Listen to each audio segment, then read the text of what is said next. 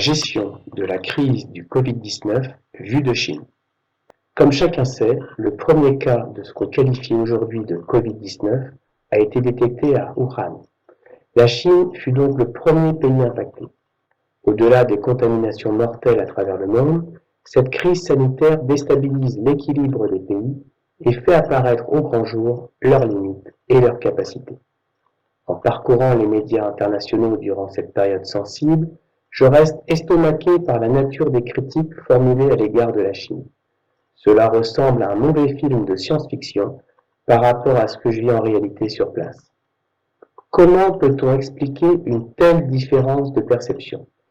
Il existe 3 modes d'investigation pour étudier une situation. Pour mieux visualiser mon propos, utilisons la métaphore de l'iceberg. Le mode 1 correspond à la partie émergée de l'iceberg et signifie une approche décontextualisée. Le mode 2 correspond à la partie immergée de l'iceberg et signifie une approche contextualisée. Ce que j'ai nommé mode 3 correspond à l'intégralité de l'iceberg en associant l'intériorité et l'extériorité. Le mode 3 permet d'éviter de nombreux biais inhérents au mode 1 et au mode 2 pris isolément. La Chine fait montre d'un grand professionnalisme pour manager cette crise sanitaire et éviter que des crises d'autre nature se déclenchent. En adoptant le mode 3, je constate que la bonne gestion chinoise repose sur 6 piliers. Pilier numéro 1, son sens aigu du contrôle. La Chine associe naturellement le management au contrôle. Chaque jour ici, je fais l'objet normalement, comme n'importe quel habitant, de contrôle sérieux. Pilier numéro 2, son avance technologique. La Chine s'appuie sur les entreprises de haute technologie avec en figure de proue ce que les Occidentaux appellent BATHX, c'est-à-dire Baidu, Alibaba, Tencent, Huawei, Xiaomi.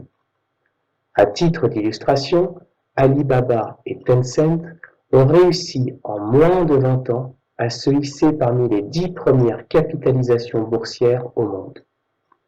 Pilier numéro 3, son déploiement à grande vitesse.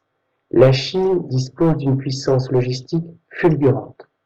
Les livraisons sont très rapides grâce à des entreprises telles que Meituan ou SF Express. Cela corrobore la métaphore utilisée par un étudiant chinois dans sa copie d'examen. Il comparait alors son pays à un éléphant courant à la vitesse d'un léopard. Pilier numéro 4. Son sens des responsabilités. La Chine assume de gigantesques responsabilités à l'image de sa population et de son territoire. Pour s'en rendre compte, la population chinoise est environ 21 fois supérieure à la population française et environ 4 fois supérieure à la population états-unienne. Pilier numéro 5.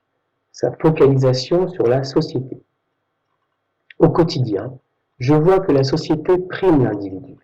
Par exemple, dans les bus, une personne s'assure que tous les passagers portent continuellement un masque pour ne pas porter préjudice à la santé publique. Pilier numéro 6. Sa cohésion sereine. Les Chinois savent gérer et contenir leurs émotions. Même en pleine crise sanitaire, elles n'ont pas pris le pas sur la raison. Cette gestion émotionnelle individuelle permet à la Chine d'aborder la reprise avec sérénité. Pour conclure, en raison de son histoire millénaire, de son présent et surtout de son avenir, une grande humilité est de mise vis-à-vis de la Chine.